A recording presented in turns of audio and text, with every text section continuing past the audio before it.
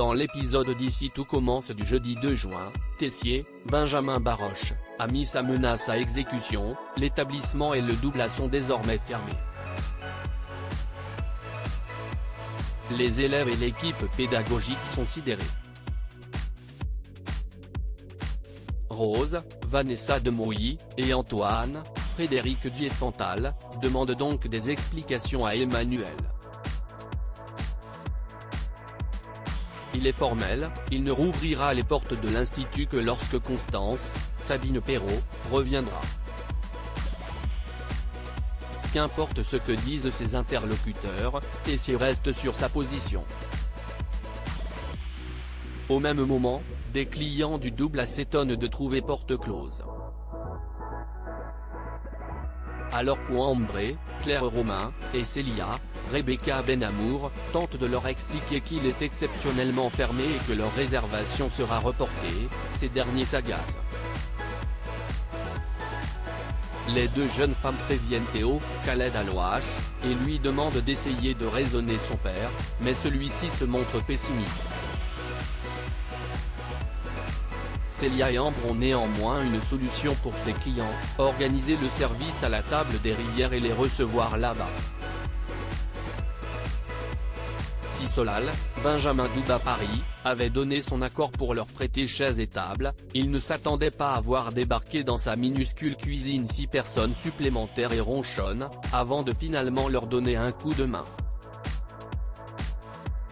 Antoine suggère de renvoyer le directeur de l'établissement, sauf que Clotilde, Elsa Launeglini, ne partage pas son avis.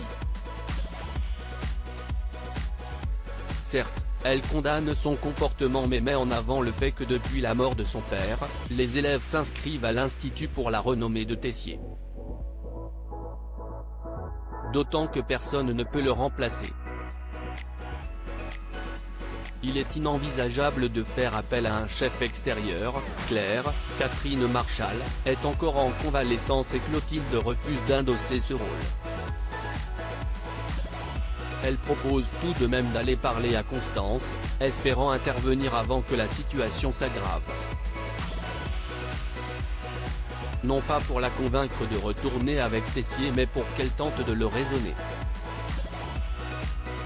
Au Marais Salon, Théo remercie Solal pour son aide. Il a remarqué son talent et estime qu'il devrait se présenter au concours d'entrée de l'année prochaine. À la fin du service, Théo retrouve son père et lui reproche de laisser son ego prendre le dessus. Emmanuel lui avoue être démuni face à cette situation. Il ne peut pas vivre sans Constance.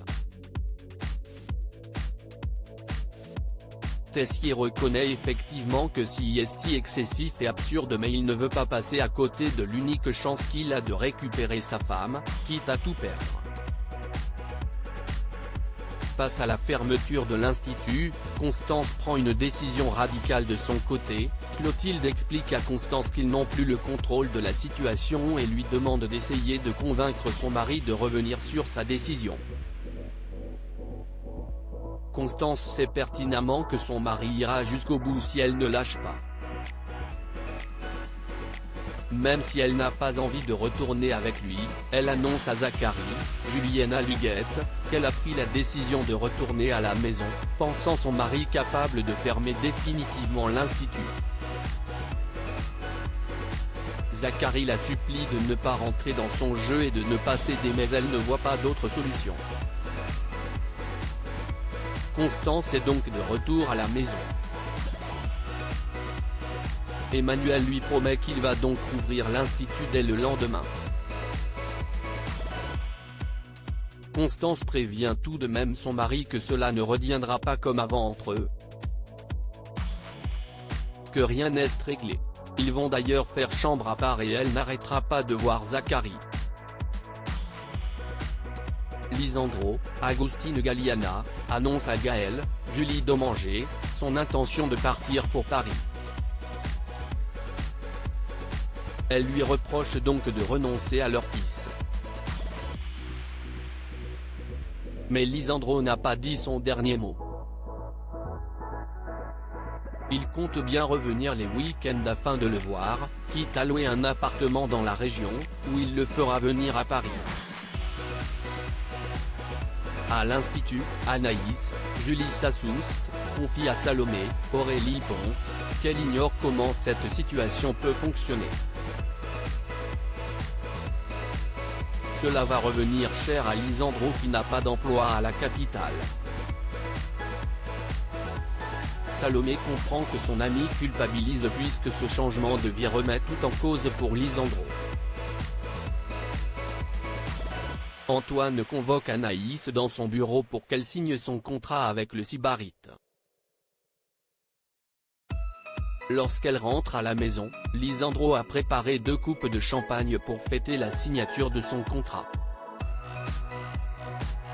Néanmoins, son bonheur est un peu gâché par un énième message de Gaël qui ne semble guère disposé à trouver un arrangement pour la garde d'Esteban, Noah da Silva. Anaïs fait volte-face et lui propose de trinquer plutôt à leur vie ici, dans la maison. Elle a en effet renoncé à ce poste, car c'est ici qu'elle souhaite vivre avec Lisandro. Si ce dernier objecte, Anaïs lui annonce avoir déjà prévenu Lorraine Bellevaux de sa décision. Celle-ci s'est d'ailleurs montrée très compréhensive et avait même prévu un plan B au cas où. Elle ne renonce pas pour autant à son envie d'intégrer de prestigieux établissements, mais préfère se concentrer sur leur région.